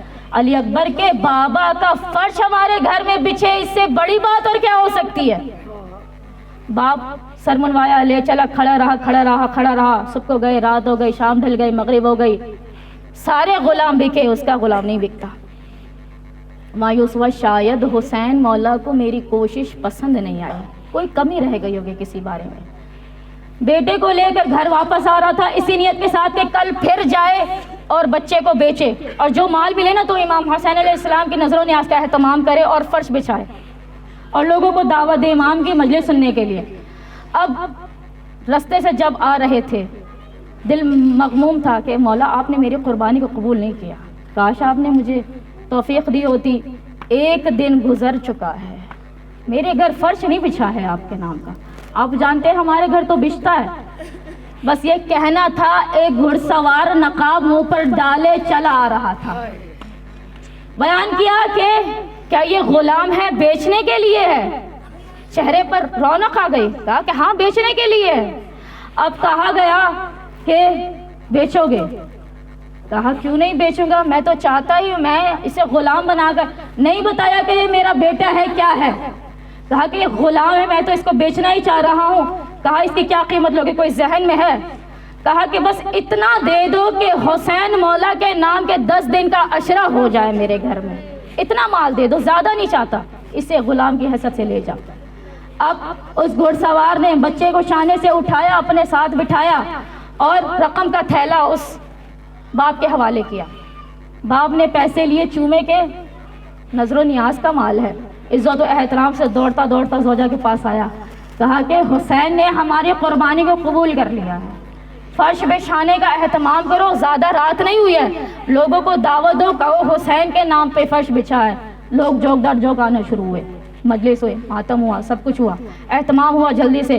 اگلے دن پھر مجلس ہوئی، قہرام بپا تھا مسائل پہ، اگلے دن پھر مجلس ہوئی۔ دق الباب ہوا، دروازے پر باپ پہنچا، دیکھا اس کا جوان فرزند کھڑا ہوا ہے۔ اب کہا گیا، اے میرے بیٹے، سینے سے لگائے پیار، اے میرے بیٹے، کیا تو اپنے مالک سے بے وفائی کر کے آیا ہے؟ کیا تو خیانت کر کے لوٹا ہے؟ تیرا باپ نہیں چاہتا، اگر تو اپنے مالک سے جان چھڑا کر آیا ہے نا، اگر تو اپنے مالک سے بھاگ کر گھر پہ آیا ہے تو جان لے تیرا باپ حلال پیسے سے مجلس کروانا چاہتا ہے، حرام پیسے سے مجلس نہیں کروانا چاہتا۔ کیا معاملہ ہوا ہے؟ کہا گیا کہ بابا نہیں، جو میرے مالک تھے نا بڑے ہی کریم تھے، بڑے ہی سخی تھے، اور انہوں نے خود مجھے کہا کہ اپنے گھر واپس لوٹ جاؤ۔ کہا گیا اس لیے میں گھر آیا ہوں۔ کہا کہ تمہارا مالک تھا کیسا، اس کے بارے میں کچھ بتاؤ، اس کے معاملات کیا تھے، تمہیں گھر لے کے گیا، کیا کیا ہوا؟ کہا بابا جب وہ مجھے گھر لے کر پہنچے تو وہ ہماری ہی زبان میں بات کر رہے تھے، اور اتنی احسن زبان بولا کرتے تھے، اتنی میٹھی آواز میں نے زندگی میں کبھی سنی نہیں۔ مجھے گھر لے گئے، مجھے مخمل کے بستر پر بٹھایا، مجھے کہا بھوک لگی ہے، پیاس لگی ہے، کیا کھانا ہے، اپنے پسند کی غذائیں بتاؤ، وہ لائی گئی، منگوائی گئی، مجھے اپنے ہاتھوں سے خود کھلایا گیا۔ بڑا ہی پیار کر رہے تھے مجھے، ایسے رکھا کہ جیسے بیٹا ہوں میں ان کا، اتنے ناز اٹھائے میرے۔ تیسرا دن ہوا، مجھے اس شخص نے کہا کہ کیا تمہارے دل میں کوئی خواہش ہے؟ کہا خواہش تو نہیں ہے، سب آپ نے پوری کر دی، لیکن مجھے میرا وہ مالک یاد آ گیا ہے جس نے مجھے بیچا تھا۔ نہیں بتایا کہ باپ ہے، کہا مجھے میرا مالک یاد آ گیا ہے۔ کہا کہ وہ تیرا باپ تھا، اس لیے تجھ پہ شفقت کرتا تھا، تو باپ کی یاد کیسے نہیں آئے گی؟ حیران ہو گیا، آپ کو کیسے پتا ہے؟ آپ کو بتایا تو نہیں، اور مجھے اتنے نازوں نخرے سے، میرے نازوں نخرے اٹھائے، مجھے پیار و شفقت سے رکھا۔ ہماری زبان بابا ان کو آتی تھی، اور ایسی زبان، عربی لباس تھا، بڑے حسین چہرے والے تھے، میں نے ان کو کبھی دیکھا نہیں ہے، مجھے نہیں پتا وہ کون ہے۔ کہا بابا پھر آج جب میں نے ان سے کہا کہ مجھے اپنے گھر والوں کی یاد آ رہی ہے، مجھے میرے ماں باپ کی یاد آ رہی ہے، وہ خود مجھے دروازے پر چھوڑ کر چلے گئے۔ کہا کہ ہم نے تجھے آزاد کر دیا۔ کہتے ہیں بابا رونے کے لیے یہ بات کافی ہے کہ جب انہوں نے کہا کہ ہم نے آزاد کیا، میں نے کہا کہ نہیں، میرے ماں باپ حلال پیسوں سے حسین کا نظر و نیاز کریں گے، مجلس کریں گے، مجھے نہ لے جاؤ۔ کہا کہ انہوں نے کہا ہے کہ جس علی اکبر کے حسن کا صدقہ تجھ کو کیا تھا، میں اسی کا بابا حسین، مجھے اسی کا بابا حسین کہتے ہیں، ہم راضی ہیں تجھ سے، جاؤ اپنے گھر لوٹ کر۔ اب بچے کو کہا کہ مولا کے کہاں ہاتھ لگے تھے، کہاں مولا نے تجھے چھوا تھا؟ اب بیٹے کو ماں باپ نے گلوگیر کیا، پیار کر رہے تھے، چوم رہے تھے، کہاں آقا حسین کا ہاتھ لگا ہے؟ بابا میرے یہاں ہاتھ لگا، میرے چوما جا رہا تھا۔ تو حسین مولا کے معاملات یہ ہیں، جو مولا کے لیے اپنے بال بچوں کو قربان کرے، اہل بیت واپس پلٹا دیتی ہیں۔ یہ جو آپ مجلس کر رہے ہیں، یہ آپ کے آنسو اہل بیت کے یہاں ضائع نہیں، آپ کو واپس دیے جائیں گے، قیمتی جواہر بنا کر واپس کیے جائیں گے۔ مزید آگے بڑھو، آخری واقعہ، مزید بات کو آگے بڑھاؤں، مجھے حبیب نے مظاہر، مجھے خور علیہ السلام کے چند جملے بھی پیش کرنے ہیں۔ مولا حسین سرکار آج اربعین ہے، اربعین کا واقعہ سنیں گے۔ اربعین کے حوالے سے ملتا ہے، آج ہی کے شب میں ایک ضعیف ناتواں شخص موجود تھا اور رستے میں کھڑا تھا، اور زائرین امام حسین علیہ السلام کو کہہ رہا تھا میرے گھر تشریف لے آؤ، مجھے خدمت کا موقع دے دو، میں خدمت کرنا چاہتا ہوں۔ آقا حسین کے زائرین کو راضی کرنے سے آقا عبداللہ راضی ہو جاتے ہیں، میرے گھر چلو۔ لوگ گھروں کو کھول دیتے ہیں، لوگ کیا کچھ نہیں کرتے زائرین کے لیے۔ تو کہا آقا حسین کی بس مجھ پر نظر کرم پڑ جائے، میرے ساتھ میرے گھر چلو۔ اب دو شخص تھے، کہتے تھے ہمیں جلدی سے سفر طے کرنا تھا، ہمیں جلدی سے ہی پہنچنا تھا، تو ہم نے ان سے معذرت کی کہ حضور ہمیں جانا ہے، ہمیں چھوڑ دیجئے۔ کہا وہ بزرگ تھے، وہ ہاتھوں کو جوڑ رہے تھے، ہمیں شرمندگی ہو گئی۔ کہا کہ میں زیادہ وقت نہیں لوں گا، بس 20 یا 30 منٹ مجھے دے دو، میں صبح سے کوئی زائر میرے گھر، ہر کسی کو جلدی پڑی ہے، میں بزرگ ہوں، تم میرا احساس کر لو، میں بڑے پیار سے دعوت دے رہا ہوں۔ حامی بھر لی گئی، دونوں نے رضامندی کی، بزرگوں کو خالی نہیں پلٹاتے، دونوں نے کہا حضرت لیکن زیادہ دیر نہیں رکیں گے، آپ سمجھیے ہمیں سفر تیزی سے طے کرنا ہے۔ گھر پہ لے آیا گیا، کہا کہ جب ہمیں گھر پہ بٹھایا، بہترین غذاؤں سے نوازا، ہمیں کہا حمام چلے جائیے، غسل کر لیجئے، کیا کھائیں گے؟ طعام بنایا گیا، اہتمام ہو رہا تھا، بس جلدی جتنی جلدی ہو سکا ہمارے لیے بہترین سفرے تیار کیے گئے، ہمارے راہوں میں بچھائے گئے، ہمارے پیروں کو بزرگ دباتا تھا، ہمیں حیا ہوتی تھی، کہتے تھے تمہارے لیے نہیں کر رہا، مجھے کرنے دو، میں حسین کو راضی کرنا چاہتا ہوں۔ مجھے کر رہے دو، مجھے ہاتھ لگانے دو. کہتے وہ جب ہاتھ لگاتا تھا، جب مالش کی اور کہا کہ اپنے جو کپڑے ہیں مجھے دے دیجیے، میں دھلوانے کے لیے بھیج دوں، میں چاہتا ہوں کہ مجھ سے راضی ہو کر جائے. اب کچھ کپڑے دے دیے گئے، جب دھلوانے کے لیے بھیج دیا. اب بیٹھے باتیں کر رہے تھے، بزرگ بھی بیٹھے ہوئے باتیں کر رہے تھے. اب ان لوگوں نے دیوار پہ دیکھا تو دیوار پر ان کو ایک پینٹنگ نظر آئی، ایک تصویر نظر آئی جس کو ہاتھ سے پینٹ کیا گیا تھا. تو کہتے ہیں حضرت سمجھ میں نہیں آ رہا، کہیں بھی جائیں امام حسین علیہ السلام کے علم لگے ہیں، پرچم لگے ہیں، شبیہت لگی ہوئی ہیں، آپ کے گھر میں سوائے ایک پینٹنگ کے اور کچھ ہے ہی نہیں. اور پینٹنگ بھی بڑی کوئی عجیب لگا رکھی ہے. کیا تھا؟ کہا کہ اس پینٹنگ میں ایک تابوت تھا جس میں لاش موجود تھی اور ایک قبر کھلی ہوئی تھی، ایک قبر کھلی، یہ پینٹنگ بنی ہوئی تھی. تو کہا گیا کہ یہ کیوں ہے، دیکھیے کیا ہے، یہ سمجھ نہیں آیا، آپ نے ایسی تصویر اپنے گھر میں کیوں لگا رکھی ہے؟ تو بیان کیا کہ یہ میری تصویر ہے، یہ مجھے کوئی منظر یاد کرا دیتی ہے. تو کہا گیا کہ کیا منظر یاد کرا دیتی ہے؟ کہا کہ پہلے مطمئن ہو کر کھانا کھا لو، یہ نہ ہو کہ جب میں تمہیں معاملہ سناؤں تو تم آہوزاری ایسی کرو کہ تم کھانا چھوڑ دو. تو کہا گیا کھانا کھا لو. کہا حضرت بتائیے، ہمارا دل مغموم. کہا کہ پہلے کھانا کھائیے، پہلے کھانا کھلایا، تمام معاملات ہوئے. اب کہا گیا کہ ہمیں بتائیے یہ پینٹنگ کیوں لگا رکھی ہے؟ ایک تابوت ہے جس میں کوئی جنازہ ہے اور ایک قبر کھلی ہوئی ہے. تو کہا گیا کہ آپ چونکہ زائرین امام حسین علیہ السلام ہے، میں چاہتا ہوں کہ آپ کو مولا کی عطا بتاؤں، مولا کا معجزہ بتاؤں. کہا کہ عرض کیجئے، ہم سن رہے ہیں. بیان کرنا شروع کیا کہ ایک وقت وہ آیا، آپ جب یہاں سے باہر نکلیں گے نا، آپ کسی بھی فرد سے پوچھئے گا، وہ میرے بارے میں کوئی اچھے الفاظ سے نہیں نوازے گا، کوئی مجھے اچھے الفاظ میں یاد نہیں کرے گا. میں گناہگار ہوں، میں خطا کار ہوں، میں نے ایسے ایسے گناہ کر رکھے ہیں اپنی زندگیوں میں، یہاں تک کہ میرا ایک گناہ تو زبان زد عام ہے، مجھے چور کہا جاتا ہے. جب زائرین امام حسین علیہ السلام آرام، کیونکہ تھک چکے ہوتے ہیں، سفر کرتے ہوئے چلتے ہیں، موقع پہ جب ٹھہرتے اپنا سامان رکھ دیا کرتے ہیں کیونکہ محفوظ سمجھتے ہیں. تو کہتے ہیں میں چور تھا، جب زائرین آرام کر رہے ہوتے تھے تو میں جا جا کر ان کے پرسوں کو کھول کر کچھ پیسے، کچھ مال، جو کچھ ان کے پاس ہوتا تھا، موبائل، سب کچھ چوری کر لیا کرتا تھا، پھر اس کو بعد میں فروخت کیا کرتا تھا. تو میرا ایسے گزر بسر چل رہا ہوتا تھا. معاملہ یہ ہوا کہ لوگ آشنا تھے مجھ سے، مجھے دیکھ کر اپنے مالوں کو چھپا لیا کرتے تھے. خبر تیزی سے پھیلنا شروع ہوئی. کہا گیا کوئی ایسا گناہ جو میں نے نہیں کیا ہو، حتیٰ کہ چوری میرے گناہوں میں سب سے بڑی مشہور تھی. کہا میں سبیل حسین پر پہنچا، وہاں پر چائے چل رہی تھی. بزرگ کہتے ہیں کہ میں نے چائے کا کپ اٹھایا کہ میں پیوں.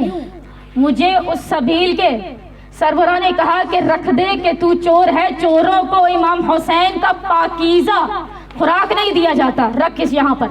اور ویسے ہی واپس پلٹ. تو زائرینوں کو تنگ کرتا ہے، تیری کوئی اوقات کوئی حیثیت نہیں ہے، واپس اپنے مقام کو چلا جا. کہا جب اس نے ایسے کہا نا تو میرا دل ٹوٹا، لیکن چونکہ میرا دل پاک تو تھا نہیں، مجھے اس پر غصہ آیا. میں نے کہا ٹھیک ہے، نہیں دیتا، اب سے اس کے پاس نہیں جاؤں گا. اور کیا نہیں ہے، کسی اور مقام سے چائے پی لوں گا. کہا کہ میں اگلے مقام پر چلا. اب جب چلا چائے پینے کے گھر سے، اس شخص نے، بڑا ہی کوئی حسین چہرہ تھا، اس نے مجھ سے کہا کہ زائرین امام حسین علیہ السلام کے لیے چینی ختم ہو گئی ہے، چائے بنانی ہے، چینی لا دو. کہا کہ میں نے زندگی میں کوئی کام کیا نہیں تھا. اب اس نے ایسے اصرار کیا، میں نے منع نہیں کیا. میں نے کہا کہ دیجئے. کتنی کلو لانی ہے؟ کہا کہ 2 کلو چینی بازار سے لے آئیے، زائرین کے لیے چائے بنانے کا اہتمام ہو رہا ہے. اب کہا کہ وہ بازار گیا، جلدی سے چینی لے کے آئے. 2 کلو چینی تھی. آ کر کہا رستے میں تھک گیا، سامنے، کیونکہ میں بھول گیا تھا کہ کون سی سبیل تھی، یہ تھی سامنے تھی یا برابر والی تھی. تو میں نے غلط جگہ پر چینی دے دی، میں نے رکھی، مجھے لگا شاید یہی ہوگا. اب میں نے وہاں سے چائے اٹھا کے پی لی. اب وہ جو شخص تھا جس کو میں نے غلطی سے چینی دے دی، وہ یہ کہہ رہا تھا کہ کسی زائرین امام حسین نے مولا کے نام پر چینی دے دی ہے، اس کو چائے میں شامل کرو، شفا ہی شفا ہے. اب جب کہا گیا کہ تم نے ہی تو مجھ سے منگوائی تھی، کہا گیا کہ ہم نے تو نہیں منگوائی تھی، اب کہا کہ شاید اب میں نے غلطی سے دے دی. اب کہا کہ اب میں واپس لے لوں یہ بھی مناسب نہیں ہے کیونکہ زائرینوں کے لیے چائے بن رہی ہے. اب کہا کہ میں 2 کلو چینی اور لے آتا ہوں, اب دوسرے مقام پہ جا کے دوں گا. اپنے پیسوں کے چینی خرید رہا تھا. اب گیا چینی خریدنے کے لیے. اب دل میں ایسا اٹیک ہوا کہ فوراً سے وہیں پر تڑپ کے مر گیا. جا رہا تھا چینی خریدنے کے لیے, خرید نہیں پایا. اب جیسے ہی مرا, لوگ اتنے گناہگار تھا نا, لوگ اس سے گھن کرتے تھے کہ اس کے جنازے کو کاندھا کیوں دیں. لوگ مجھ سے نفرت کرتے تھے کیونکہ میرا کوئی ایسا ثواب کا کام تھا نہیں. لوگ مجھے گالیوں سے نوازتے تھے. کہا کہ پھر ہوا یہ کہ جب میں مرا اور جب میں نے خود کے ہی جسد کو زمین پہ پڑے ہوئے دیکھا تو مجھے معلوم ہوا یہ خواب تو نہیں ہے, یہ حقیقت ہے. یعنی میں سچی میں مر چکا ہوں, میرا تو کوئی ایسا کام ثواب کا تھا ہی نہیں. کہا اب کچھ مزدوروں کو پیسے دے کر کہا گیا کہ اس ناپاک مرد کے لاشے کو ہٹاؤ اور جا کر دفناؤ. کہا مزدوروں نے غسل و کفن دیا اور مجھے قبرستان کی طرف لے جایا گیا. میں سارا منظر دور سے کھڑا ہوا دیکھ رہا تھا, جہاں جہاں میری لاش ڈالتی تھی میں پیچھے پیچھے جاتا تھا.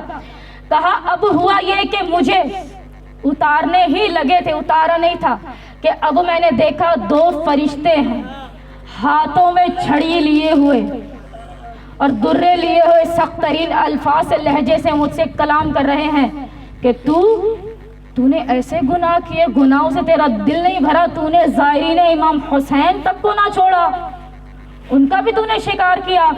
تو اب کہا کہ کچھ کہہ نہیں سکتا تھا, ہاتھوں کو ملتا تھا, بے یار و مددگار تھا. اب فرشتے نہیں چھوڑیں گے, اب جو میں نے کیا ہے مجھے اس کی سزا دی جائے گی. کہ اتنے میں اس شخص کے پشت سے آواز آئی, میرے دوست کو کیوں پریشان کر رہے ہو, میرے دوست کو کیوں پریشان کر رہے ہو. کہا میں اس عالم میں بے یار و مددگار, جب میں نے لفظ دوست سنا تو میں پیچھے مڑ کے دیکھا کوئی نورانی ہستی ہے, وہ ان فرشتوں سے کلام کر رہی تھی کہ میرے دوست کو پریشان کیوں کر رہے ہو. کہا گیا آقا میں نے دیکھا فرشتے جھک کر اس شخص کے قدموں پہ بوسے دیتے تھے, اور ایک مرتبہ مجھے نہیں پتا تھا, میں حسین کے بارے میں کچھ جانتا ہی نہیں تھا, ہاں اتنا ضرور سن رکھا تھا حسین کو ابا عبداللہ کہہ کے پکارا جاتا ہے. کہا کہ ان دونوں فرشتوں نے جھک کر کہا السلام علیکہ یا ابا عبداللہ. کہتے ہیں کہ جب انہوں نے سلام کیا مجھے پتا چل چکا ہے یہی کریم آقا حسین ہے. کہا گیا کہ کیا تم نے دیکھا نہیں مرنے سے پہلے اس نے نیکی کی ہے. کہا مولا یہ اتنا گناہگار ہے, کیا نیکی, کون سی نیکی, کتاب دیکھیے گناہوں سے پورے. کہا گیا تم نہیں جانتے مگر ہم جانتے ہیں کیا نیکی کی تھی. مولا کیا نیکی کی تھی. فرمایا ابھی مرنے سے کچھ لمحوں پہلے اس نے ہمارے زائرینوں کے لیے چائے کے لیے 2 کلو کی چینی فلاں مقام پر دی ہے. میں حسین اے فرشتوں تمہیں حکم دیتا ہوں اس 2 کلو چینی میں جتنے دانے تھے نا ان سب دانوں کے عوض میں اس کا ایک ایک گناہ مٹاتے چلے جاؤ اور ثواب بڑھاتے چلے جاؤ. ایسا کیا گیا. کہا مولا ابھی بھی گناہ بہت زیادہ ہے, کیا کریں.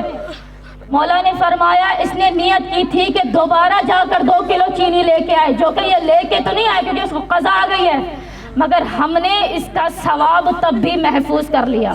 اس 2 کلو چینی میں جتنے دانے ہوتے اتنے گناہ اس کے معاف کرو. اب گناہوں کو معاف کیا. آقا ابھی بھی اس کے بہت سارے گناہ ہیں, کیا کریں. فرمایا جتنی چینی بچ گئی ہے مجھے بتاؤ, ہم خرید کے لائیں گے اور اس دانوں کے عوض میں اس کی نجات چاہتے ہیں. حسین کتنی چینی لانی ہے, حسین اب خود لے کے آئیں گے. کہا آقا آپ نہ کیجئے زحمت. فرمایا پھر حسین کی مظلومیت کا واسطہ ہے, اس کو بخش دو. اب مولا کی خاطر اس کے گناہوں کو جلدی سے مٹانا شروع کیا. آقا نے حکم دے دیا, کوئی جواز ہی نہیں بنتا اس کو گناہگار کہنے کے لیے, جلدی سے اریز کرنے لگے گناہوں کو. اب مولا جب اس کے پاس گئے تو اس نے شکریہ ادا کیا, آقا کی معرفت حاصل نہیں تھی. کہا کہ ہم نے تجھے حر بنا دیا. تو آیا گناہگار تھا، ہم نے تجھے حر بنا دیا، جا تیرے سارے گناہ معاف ہو گئے۔ یہاں تک کہ حسین تجھے حکم یہ دیتا ہے، تجھے زندگی عطا کی، جا اپنے جسم میں واپس لوٹ جا۔ اب جب اگلی مرتبہ تجھے موت آئے نا تو انہی فرشتوں کے سامنے حسین کو شرمندہ نہ کروا دینا۔ اب جب جاؤ نا تو حر بن کے واپس لوٹنا۔ آدھا پاکیزہ تو ہم نے تجھے کر دیا ہے، جب آنا تو حر بن کے آنا۔ حر کون ہے؟ وہ جس نے سکینہ کا پانی بند کیا ہے اس کو حر کہتے ہیں۔ حر کون ہے؟ جس نے حسین کی لگام فرج میں ہاتھ ڈالا تھا اس کو حر کہتے ہیں۔ جب ہاتھ ڈالا گیا کہا کہ میرے مولا نے غصے سے، عرب میں ایک جملہ مشہور ہوا کر، تیزی سے چلیں گے وقت محدود رہ گیا، آقا نے فرمایا کہ تیری ماں تیرے غم میں بیٹھ جائے، اے حر یہ تو نے کیا کیا؟ کہتے ہیں جب مولا نے مجھے یہ جملہ کہا تو میں نے اپنے ہاتھوں کو چھوڑ دیا، پیچھے کر لیا۔ میں نے حسین سے کہا اے حسین آپ نے تو مجھ سے یہ جملہ کہہ دیا، عرب میں کسی اور نے مجھ سے یہ جملہ کہا ہوتا نا تو میں یہی جملہ واپس اس کو پلٹا دیتا، مگر میں کیا کروں، آپ کی ماں فاطمہ زہرا ہے، میں بیوی کے لیے ایسے جملے ادا کر نہیں سکتا۔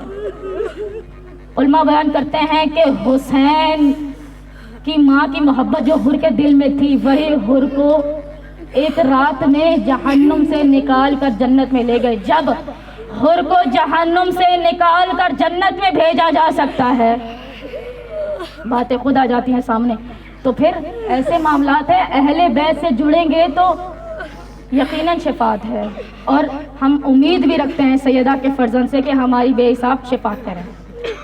کیا معاملہ ہوا؟ حر گھیر کے کربلا لے آئے، جلدی سے حر گھیر کے جب کربلا لے آئے حسین کو تو کہہ رہے تھے کہ شاید کوئی گنجائش بچ جائے، جنگ نہ ہو۔ اب ایک ہی رات میں جب معاملہ دیکھا گیا، تلواریں صاف کی جا رہی ہیں، ڈھول تماشے بجائے جا رہے ہیں، گانوں کی آوازیں بلند کی جا رہی ہیں، افراتفری کا قرآن بپا ہے، اور حسین کے خیموں سے قرآن کی آیتوں کی تلاوت کی جا رہی ہے۔ بچہ بھی حسین کا قرآن پڑھ رہا ہے، حسین عبادت کر رہے ہیں، حسین عبادت گزار ہے۔ اب کیا کیا جملے عرض کروں۔ اب کہا گیا کہ اب تو جنگ پتہ نہیں ہوگی یا نہ ہوگی، اس کو تصدیق کرنے کے لیے پہنچے ان کے خیمے میں، عمر سعد کے خیمے میں، کہتے ہیں کیا کل جنگ ہوگی؟ اب ظالم نے جواب یہ دیا کہ کل تو ایسی جنگ ہوگی کہ سر کے سر اڑتے ہوئے دکھائی دیے جائیں، کل تو ایسی جنگ ہوگی، کوئی بھی نہیں، کسی کو بھی نہیں چھوڑیں گے، کل ایسی جنگ ہوگی۔ اب حر نے جب سنا کہ کل ایسی جنگ ہوگی کہ سر کے سر اڑائے جائیں گے، دل منقلب ہوا، اپنے خیمے میں آئے، ہاتھوں کو ملتے جا رہے تھے، ٹہلتے جا رہے تھے، گہما گہمی کے عالم میں تھے، سمجھ نہیں آتا تھا کیا کریں، کس طرف جائے، ایک طرف جنت دیکھتی تھی، ایک طرف جہنم دیکھتی تھی، کیا کیا جائے۔ اب اتنے میں بچوں کے العطش کی صدائیں کربلا میں گونج اٹھی۔ حر ندامت ہوئے کہ میری وجہ سے آج حسین کی سکینہ پیاسی ہے، میری وجہ سے آج حسین کے بچے پیاسے ہیں، یہ مجھ سے کیا ہو گیا۔ اب کہا گیا یہی وہ لمحہ تھا کہ حسین کے بچوں کی پیاس کی آواز نے حر کو حر بنایا کہ اب چلا اپنے خیمے سے عزم یہ لیے کہ اب مجھے جانا ہے حسین کے پاس۔ روایت کے مطابق روایت کہتی ہے کہ حر نے جب عزم کیا کہ اب میں جا رہا ہوں حسین کے پاس، آپ کا بیٹا علی ابن حر موجود تھا، کہا بابا گہما گہمی کے عالم میں کہاں جا رہے ہیں؟ فرمایا جا رہا ہوں زہرا کے بیٹے کے پاس، مجھے فاطمہ زہرا سے بہت ڈر لگتا ہے، مجھے حسین کی ماں سے بہت ڈر لگتا ہے، مجھے اس لمحے سے، اس محشر کے مقام سے ڈر لگتا ہے کہ جب بی بی مجھے دیکھ کر کہیں گی اے حر تو نے میرے حسین کا ساتھ ہی نہیں دیا، تو مجھے بی بی سے بہت ڈر لگتا ہے، میں جا رہا ہوں حسین کے پاس۔ بیٹے نے کہا بابا کیا جنت میں تنہا جائیے گا، مجھے ساتھ لے کر چلیے۔ معاملہ کیا ہوا اب جلدی سے پیش کریں۔ غلام بھی ساتھ آیا، آپ کے ساتھ آپ کا سپاہی بھی ساتھ تھا، آپ کا ملازم بھی ساتھ تھا، آپ کا بیٹا بھی ساتھ تھا، آپ کا بھائی بھی ساتھ تھا، خود بھی حر ساتھ تھے۔ 4 افراد پہنچے امام مظلوم کربلا کی طرف، اور اب کیا ہوتا تھا معاملہ، میں نے پہلے بھی عرض کیا تھا حبیب نے مظاہر کے لیے کہ کچھ ایسی شخصیات تھی کہ جن کا استقبال حسین نے خود کیا۔ اعزاز ہے ان لوگوں کا کہ جن کا استقبال خود حسین نے کیا۔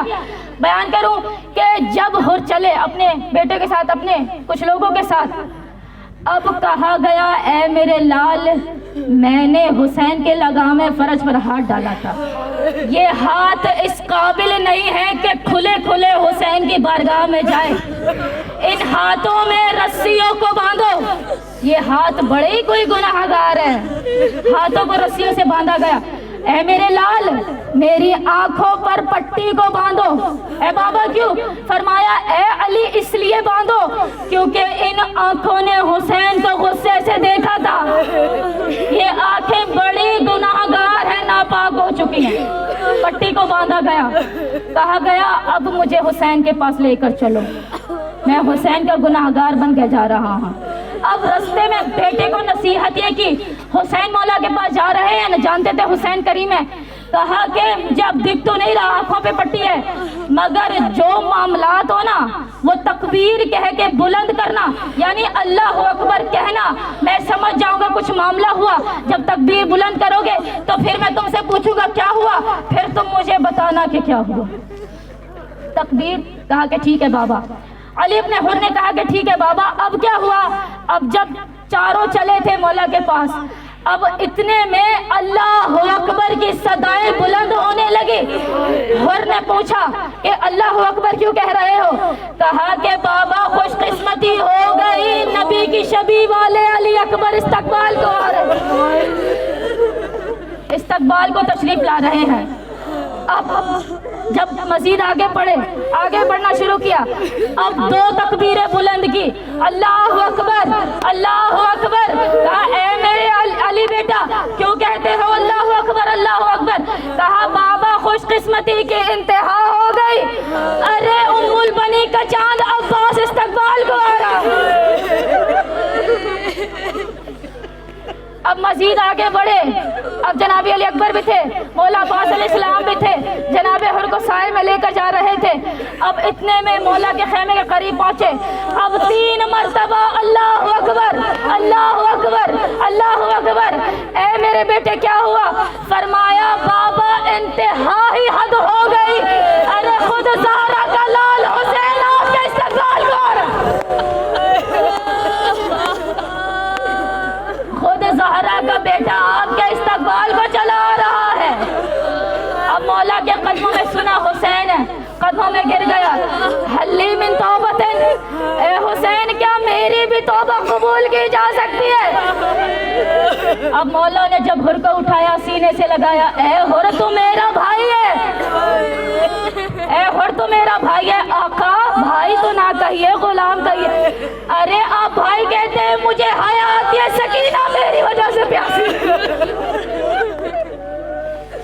آقا سکینہ میری وجہ سے پیاسی رہ گئی۔ اب فرمایا حر تو ہمارا مہمان بنا ہے، مگر حسین کے پاس پانی نہیں ہے۔ آقا پانی کا تانا مت ماریے، آپ کا اصغر میری وجہ سے پیاسا رہ گیا، مجھے آپ کی ماں سے حیا آتی ہے، پانی کا تانا نہ دیجیے۔ اب گلے سے لگایا، فرمایا حر نہیں، ہم اہل بیت کے یہاں جو بھی آتا ہے ہم عزتوں سے نوازتے ہیں۔ اب کہا گیا، حر نے کہا کہ مولا میری توبہ کو، فرمایا میں بھی راضی، میری ماں بھی راضی، میری ماں بھی راضی۔ اب جب حر چلے، اب کہا کہ اے میرے مولا سب سے پہلے میرے بیٹے کو مرنے کی اجازت دی، مختصراً پیش کروں گی شب چہلو۔ کہا میرے بیٹے کو مرنے کی اجازت اجازت دی۔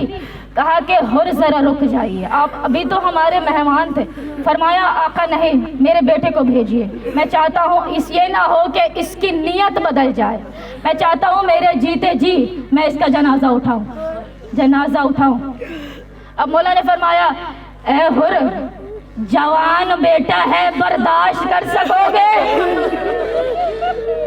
فرمایا حر جوان بیٹوں کو موت کے حوالے نہیں کیا جاتا، بوڑھے باپ سے پھر لاشا اٹھایا نہیں جاتا۔ کہا مولا میری خواہش ہے، میرے بیٹے کو بھیجیے۔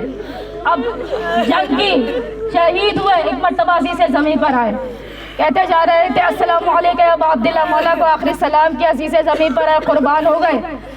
اب حر نے جب بیٹے کی صدا کو سنا تو ایڑ لگائے گھوڑے پر اور تیزی سے جانا شروع کیا۔ کیا معاملہ دیکھا کہ حسین خود حر سے پہلے اس کے بیٹے کے لاشے پر آ پہنچے تھے۔ आका ये गुलाम ज़ादा है, आपने क्यों जहमत की है? और जवान बेटे का लाशा बूढ़ा बाप नहीं उठाया करते।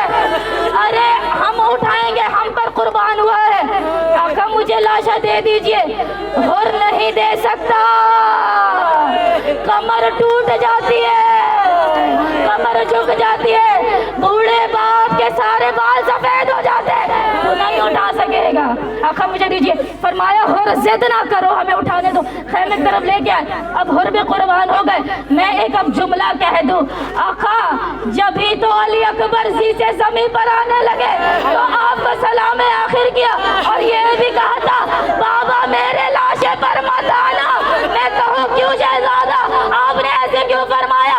अरे जब हुई थी शहादत हुर के बेटे की, मेरे बाबा ने अरे हुर को लाशा उठाने नहीं दिया। वजह क्या थी? अरे वजह ये थी बूढ़ा बाप जवान का लाशा नहीं उठाया जाता। मैं जवान हूँ, मेरा बूढ़ा बाप मेरा लाशा उठा नहीं सकता। जब मेरे बाबा ने हुर के बेटे का लाशा खुद उठाया, अरे मैं भी जवान हूँ, मेरा बाबा लाशा उठा उठा के थक गया है।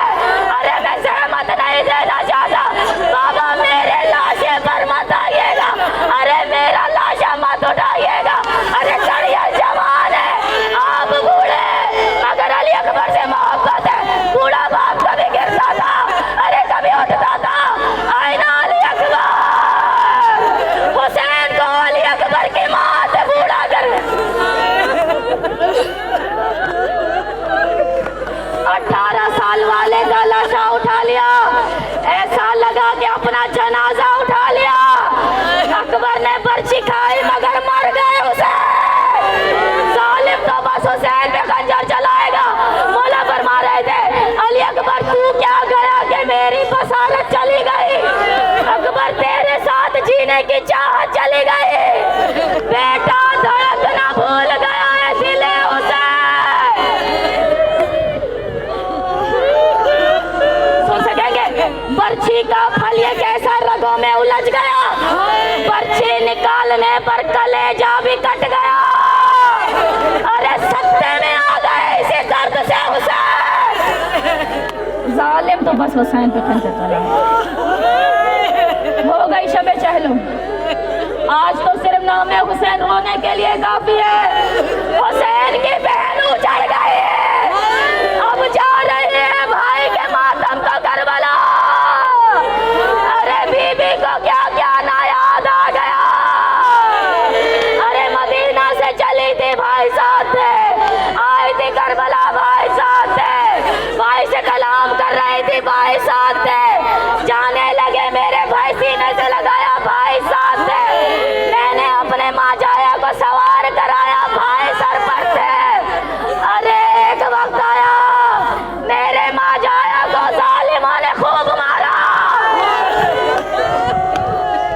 मेरे माँ जाया को सबने खूब मारा। जो जैसे जानता था मारता चला जाता था। अरे मैं कहती रही ना मारो, अरे तुम्हारे नबी का नवासा है ना मारो। बीबी को हम याद आते रहे। अब अगले बरस हुसैन के लाशे को पामाल करने का हुक्म दे दिया। सैदानियां तड़प गई, हाय अब ये कयामत होना बाकी थी। अब लाशे को घोड़ों के टापों तले पामाल कर दिया। हुसैन का लाशा टुकड़ों में बट चुका था। बीबी पहचान नहीं पाई। अरे मेरे माँ जाया का लाशा कहाँ है? बड़ी मुश्किलों से मालूम हो सका। अगले दिन चली है, हाय मेरे माँ जाया।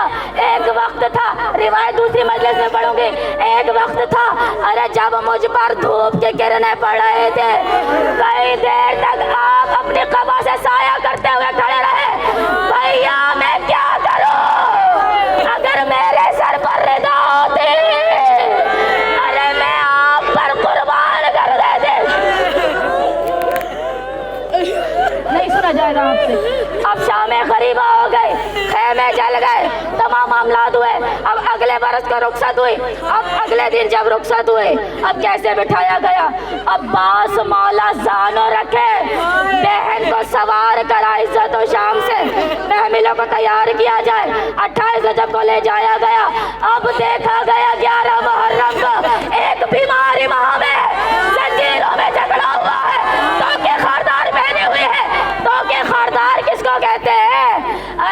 जिसमें मैं के जड़ी होती है, गर्दन के हिल जाने से मैं ख्याल कर बेबस हो जाती। अब बीमार इमाम सबको सवार कराते चले जा रहे थे, सवार कराते चले जा रहे। अब चला कभी किस बाजार में, कभी किस कुफा के शौक में, कभी कहाँ ले जाया गया, कभी पत्थरों को बरसाया गया। एक एक मसाइब को याद आया, अरे इन्हीं गलियों से मुझे गुजारा गया था। औरतें आग फेंकती थी, कभी औरतों ने कोयले को फेंका। अरे मेरा सज्जाद बीमार था, मेरे सज्जाद को इतने तुर्रे मारे गए, अरे जिस्म की खाल कट कट कर गिर रही थी। क्या कैसे सुनेंगे? अब हुक्म हुआ जब कैद हुई, अब कैद में बीवी को याद आया, अरे मेरी सकीना जिंदान में दम तोड़ गए। अब रिहाई मिली, जल्दी से चलेंगे।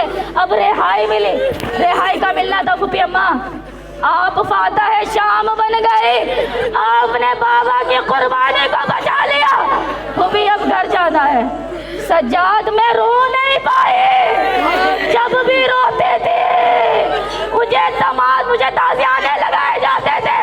एक मर्तबा मुझे ले चलो, मैं भाई के पास चैलम करने के लिए जाऊंगी, मैं हुसैन का जी भर के मातम करोगे, मुझे मेरे भैया के पास ले चलो।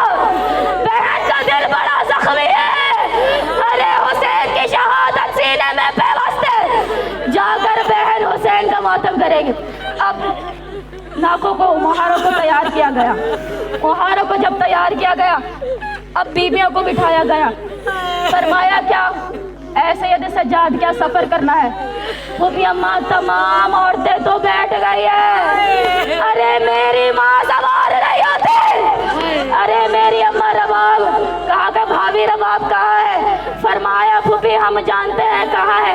इतने में कुछ ख्वाहान तशरीफ ला रहे थे, अली की बेटी को सलाम किया, ए अली की बेटी हम जानते हैं बीबी कहाँ है। पूछा गया कहाँ है? कहा जिंदान की एक छोटी कब्र पर बैठ कर रही है, जिंदान में एक छोटे कब्र से लिपटे हुए है और मातम कर रही है। फरमाया फूफी चलिए रास्ते से माँ को ले गए। अब जैसे ही आए बीबी ज़ैनब सलामुल्लाह ने अजीब मंजर देखा, गिरिया करते जाएंगे। भाई आज तो रोने की रात है, आज तो गिरिया की रात है, आज तो चाह कर भी नहीं थक सकते। आज तो अली की बेटियां जा रही है हुसैन के मातम का, हक बनता है हुसैन मौला की कनी से मातम करें और आज के दिन मसाइब सुनकर गिरिया करें। अब जब आई बीबी ने देखा जिंदान में क्या मामला था। एक बीबी है जो बेटी की कब्र से लिपटी हुई है, ऐसा मंजर सामने आ रहा है कि जैसे सकीना को गोद में लिए कह रही हो, सकीना उठो हम घर जा रहे हैं। अरे मेरे बच्चे आप इश्तियाक रखते थे मदीने जाना, ए भैया सज्जाद क्या कैदी में घर जाया करते हैं, भैया हम कब घर को जाएंगे। अब कह रही थी सकीना उठो घर चलो, सकीना हम घर जा रहे हैं, सकीना हम मदीने जा रहे हैं। अब कोई जवाब नहीं आता। सकीना माँ से नाराज हो मेरे बच्चे, अरे माँ मना रही है उठो जवाब दो। अब जवाब नहीं आता। अब सानिया ज़हरा ने हाथ रखा मुझ पर, अब मुड़ के देखा अली के बैठे थे, उठ गए मकाम से बुलंद हुए, बीबी के सीने लग कर कह रहे थे अली के बेटे अरे मेरी सकीना नाराज हो गए, अरे मुझसे बात नहीं करते, अरे मेरे बच्चे को मना दो। तो एक मर्तबा माँ की बात सुन ले, एक मर्तबा घर चले। फरमाया ए भाभी जान सब्र कीजिए, मैं वादा करती हूँ क़यामत तक के लिए सकीना का साथ ना छोड़ूंगी, उठिए घर को चलिए। मैं जो घर को जाऊँ, अरे मेरी गोद तो खाली है, मैं कैसे घर को जाऊँ। अब इतने में बीबी के हाथों में बालियाँ थे, अब हाथों में बालियाँ लेकर चले। अरे सकीना के जब जब याद आएंगे, सकीना की बालियाँ माँ देख कर खूब रोया करेगी। अब ویدہ کیا گیا. شام کی عورتوں کو بی بی زینب سلام اللہ علیہا نے نصیحت کی, اے شام کی عورتوں ہم اپنی امانت چھوڑ کے جا رہے ہیں. اے شام کی عورتوں میری بچی کو اندھیرے سے بڑا ڈر لگتا ہے, ہو سکے تو آ کر چراغ جلا جانا. ارے میری بچی بابا سے خوب پیار کرتے تھے, ہو سکے تو سکینہ کو بابا کا ماتم کرنا, میری بچی کا دل بہل جائے گا. اب چلے اہل حرم. اب مولا سید آخری روایت, اب مولا سید سجاد علیہ السلام نے پوچھا, اے پھوپھی اماں یہ رستہ مدینہ بھی جاتا ہے, یہ کربلا بھی جاتا ہے, اے سید سجاد جب مجھے 11 محرم کو قیدی بنا کے لے جایا گیا, ارے میں نے حسین کو ٹکڑوں میں بٹا دیکھا تھا, مجھے دکھاؤ میرے ماں جایا کی خبر کہاں ہے. ارے میں آج خوب ماتم کروں گے. ارے حسین کا 20 ماہ ہو گیا, حسین کے بہن حسین کو ماتم کے لیے جا رہے. اب بی بی جیسے ہی تشریف لائے, اب دیکھا گیا ایک نابینا صحابی, یہ روایت پڑھنا بے حد ضروری ہے, چہلم کی روایت ہے, ایک نابینا صحابی موجود تھا, جابر ابن عبداللہ انصاری کہتے ہیں جس کو. اب انہوں نے, وہ پہلے زائرین امام حسین ہے, تیزی سے گزرو, اب انہوں نے نہر فرات پر غسل کیا. جب وہاں سے باہر نکلے اب اپنی نالینوں کو ہاتھوں میں اٹھائے جا رہے تھے. نابینا تھے, دکھتا تو تھا نہیں, غلام موجود تھے, غلام کہہ رہے تھے آقا نالینوں کو کیوں اٹھایا ہوا ہے. ارے تم کو کیا پتا زہرا کا پاک خون کس کس مقام پر گرا ہوا ہے, میں کیسے نالین پہن لوں. اب گرتے پڑتے آئے مولا حسین صاحب کی قبر پہ گر گئے. جب قبر پہ گرے تھے تو کہہ رہے تھے السلام علیکہ یا ابا عبداللہ. اب جواب سے سلام نہ آیا, اب سلام کیا جواب نہ آیا, پھر سلام کیا, جب 3 مرتبہ سلام کا جواب نہ آیا, نابینا تھے, دل میں بات لگی, قبر حسین پر گر گئے. اے میرے آقا میں نے جب آپ کو سلام کیا, جب آپ بچپنے کے عالم میں ہوتے تھے اپنے نانا کے ساتھ جاتے تھے, میں آپ کو سلام کرتا تھا, آپ مجھے جواب میں سلام دیتے تھے. اے حسین کیوں جواب نہیں دیتے. اب جواب سلام آیا, وعلیکم السلام. اے جابر جتنا جلدی ہو سکے ارے اس مقام سے دور ہٹو, میری بہن میرے ماتم کو آ رہی ہے.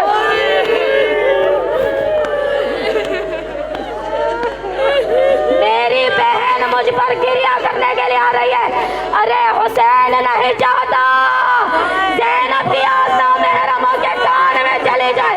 آئے حسین, ارے کیسے دیکھا شرابیوں سے کلام کرتے ہوئے حسین.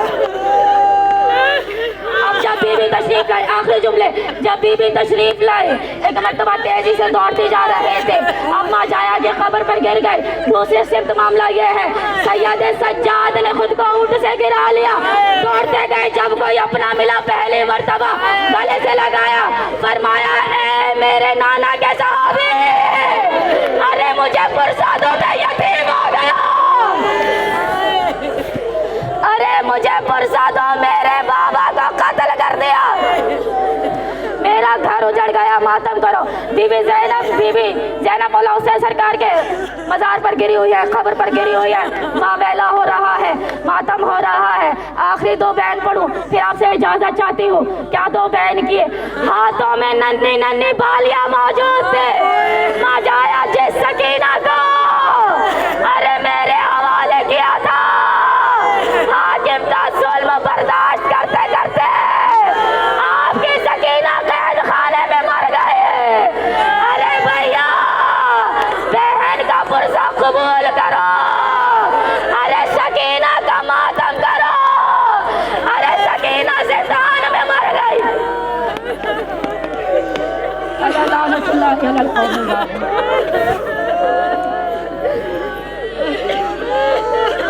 وسيعلم الذين ظلموا أي منقلب ينقلبون. ممکن ہوا تو چہلم کے آدھے مصائب کے سوا مجلس میں ذکر کریں. پروردگار عالم جو ماتم جو گریہ کیا گیا بہت آسان گریہ کیا گیا, جیسے گریہ کا حق تھا ویسے گریہ کیا گیا. اللہ آپ کے گرے کو قبول و منظور فرمائے۔ پروردگار عالم بانیان مجلس فراپی اور راجی کو اپنے شوہر و بچوں کے ساتھ سدا آباد و شاد فرما۔ پروردگار سے تمام غم و آفات و بلاؤں سے مرض سے دور فرما۔ پروردگار عالم ان کے گھر میں رحمتوں کے فرشتوں کا نزول فرما۔ پروردگار عالم جو کوئی حاجات ہیں ان کے شوہر کے روزگار کے حوالے سے اسے قبول و منظور فرما۔ پروردگار عالم ان کے شوہروں کو بہترین روزگار ایسا عطا فرما کہ اس میں برکت ہی برکت عنایت فرما۔ پروردگار عالم ان کے شوہر کے انٹرویوز کو کامیابی اور کامرانی عطا فرما، کہیں سے بہترین مقام سے قول آ جائے اور ان کی نوکری بحال ہو جائے۔ پروردگار عالم اس گھر کے بیٹوں اور بیٹیوں کے نیک اور اچھے نصیب فرما، جو اس سے بھی چھوٹیاں ہیں۔ پروردگار علیزے، فاطمہ اور آمنہ اور کمیل کو پروردگار صحت کے ساتھ لمبی زندگی عطا فرما، ان سے ہر مرض کو دور فرما۔ ان بچوں کو اپنے والدین کے دل کا ٹھنڈک اور آنکھوں کی ٹھنڈک اور دل کا سکون بنا دے۔ پروردگار ان کی آوازوں سے اس گھر کی رونقوں کو یوں ہی بحال فرما۔ پروردگار عالم آمنہ کی دوست معصومہ فاطمہ بیمار ہیں، پروردگار عالم تجھے بیمار کربلا کے صدقے سے معصومہ کو شفائے کاملہ و عاجلہ نصیب فرما، جلد سے جلد صحت یاب فرما دے۔ پروردگار اس گھر کی بچیوں کے نصیبوں کو کھول دے، دینی اور دنیاوی تعلیمات میں کامیابی اور کامرانی نصیب فرما۔ پروردگار عالم ہماری خالہ کو لمبی صحت کے ساتھ طول عمر عنایت فرما، ان سے تمام غموں کو مرض کو دور فرما دے۔ اے پروردگار عالم اس گریے کو بی بی زینب کے صدقے سے قبول کر کے ان کے گھر میں جو مسائل ہے اسے حل کر دے۔ پروردگار جو کوئی حاجات اپنے اولاد کے لیے رکھتی ہیں، اپنے خامن کے لیے رکھتی ہیں، اپنے ساس سسر کے لیے رکھتی ہیں، ان کی حاجات کو پورا کر کے ان پر احسان فرما دے۔ اے پروردگار اس گھر کے تمام مرحومین کی مغفرت فرما اور بلند درجات فرما۔ اے پروردگار ہمارا تمام جتنا خانوادہ اس وقت موجود ہے ان سب کے بال بچوں کے حفاظت فرما دے۔ پروردگار جتنے ہمارے بچے بچیاں ہیں، صالحہ بطول ہے، کمیل ہے، علی مشتبہ ہے، فاطمہ ہے، سکینہ ہے، ایمن ہے، عروج ہے، فضہ ہے، فروہ ہے، فضہ ہے، میں علی مہدی ہے، عروج بھی موجود ہے، جتنے بھی بچے ہیں، علیزے ہے، فاطمہ ہے، ہر ایک کا نام پھر لینا ضروری ہے۔ پروردگار ان تمام بچوں کو اپنے رحمت و کرم کے سائے میں آباد و شاد فرما دے۔ پروردگار کمیل کو لمبی صحت و زندگی عطا فرما دے، ان تمام بچوں کو کبھی زندگی میں کوئی غم نہ دکھلانا۔ اے پروردگار عالم ان کے والدین کو ایسے ہمت اور توفیق دے کہ اپنے بچوں کو ویسا بنا سکے کہ جیسا ائمہ اور اہل بیت علیہ السلام چاہتے ہیں۔ سچا عاشق حسین بنا دے، سچا عزادار امام حسین علیہ السلام بنا دے۔ پروردگار عالم رزق کے مسائل کو فراہم کر دے۔ پروردگار ہمارے بابا کے رزق میں بھی کوئی غیب سے سامان کر دے، ہماری بہن کی آنکھوں کے نور کو بھی منور فرما دے۔ پروردگار ان کے بزرگوں کا سایہ ان کے سر پر ہمیشہ قائم و دائم فرما دے۔ پروردگار جو مرحوم اس دنیا سے رخصت ہو گئے ان کو کروٹ کروٹ جنت نصیب فرما دے۔ پروردگار امام حسین علیہ السلام کی بہترین شفاعت سے سرفراز فرما دے۔ پروردگار امام حسین علیہ السلام کی قبر میں پہلی رات آسانیاں فرما دے۔ مولا کو بھیج کر آج کے دن ہم چاہتے ہیں ہمارے جتنے مرحومین ہیں آج وہ چہل مولا کے قدموں میں کرے۔ پروردگار ہمیں ایسا دیکھنا نصیب فرما دے۔ اے پروردگار عالم حاضرین محفل کی جو حاجات ہے اسے اپنے بارگاہ میں قبول و منظور فرما۔ پانیان محفل کی جو حاجات ہے اسے اپنے بارگاہ میں قبول و منظور فرما۔ جو بیٹے کی خواہش مند ہے پروردگار تجھے واسطہ ہے جناب علی علیہ السلام کا، انہیں بیٹے کی نعمت سے مالا مال فرما دے۔ پروردگار عالیہ بھی کو تو صاحب اولاد فرما دے، جلد سے جلد بیٹے کی نعمت سے نواز دے۔ پروردگار فرابی کو نیک اور صالح فرزند عطا فرما۔ پروردگار راجی کو نیک اور صالح فرزند عطا فرما۔ پروردگار فاطمہ بھی کو نیک اور صالح فرزند عطا فرما۔ بہت سے ایسے نام ہیں پروردگار سب کو نیک اور صالح فرزند عطا فرما۔ سب کے رزق میں، روزگار میں، عزت میں، وسعت میں، برکت میں عنایت فرما۔ تمام ماؤں بہنوں کی بیٹیوں کی حفاظت فرما، کسی کی کوئی دعا کو رد نہ فرما۔ اے ہمارے پیارے پروردگار ہماری فاطمہ معصومہ کو جلد سے جلد شفائے کاملہ واجلہ نصیب فرما۔ ہم سب کو وہ منظر دیکھنا نصیب فرما کہ جب دیکھیں دوڑتے ہوئے بھاگتے ہوئے، انشاءاللہ ہماری اس دعاؤں کو قبول و منظور فرما۔ پروردگار ہماری سب سے بڑی حاجت قائم آل محمد کے ظہور میں تعجیل فرما۔ جب ہمارے مولا اس دنیا میں آ جائیں تو ان کے اعوال و انصار میں شامل فرما دے۔ ایک مرتبہ سورہ فاتحہ کی تلاوت کریں گے۔ اس گھر کے تمام مرحومین کی مغفرت، آپ سب کے حاضرین محفل کے تمام مرحومین کی مغفرت اور بلند درجات کے لیے من قرأ سورہ فاتحہ۔